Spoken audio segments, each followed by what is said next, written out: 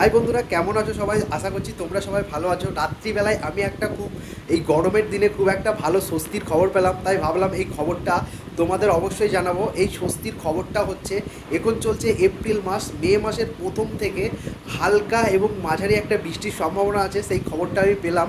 এই খবরটা পেয়ে আমি তো খুবই আনন্দিত হলাম। আশা করছি বন্ধুরা তোমরাও আনন্দিত হবে এই খবরটা পাওয়ার পরে। তো খবরে আমি একটা নোটিফিকেশান আসলো হঠাৎ করে আমার ফোনে, এবং আমার ফোনের নোটিফিকেশানে দেখতে পেলাম যে নেক্সট মান্থের 2-3 তারিখ নাগাদ একটা ভালো রকম বৃষ্টির সম্ভাবনা আছে।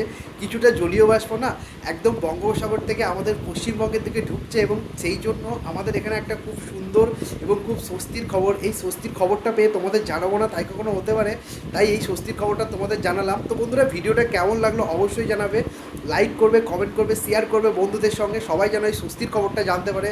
চলো আবার দেখা হচ্ছে এইরকম আর একটা সুন্দর এবং ইন্টারেস্টিং ভিডিও নিয়ে। Bye bye.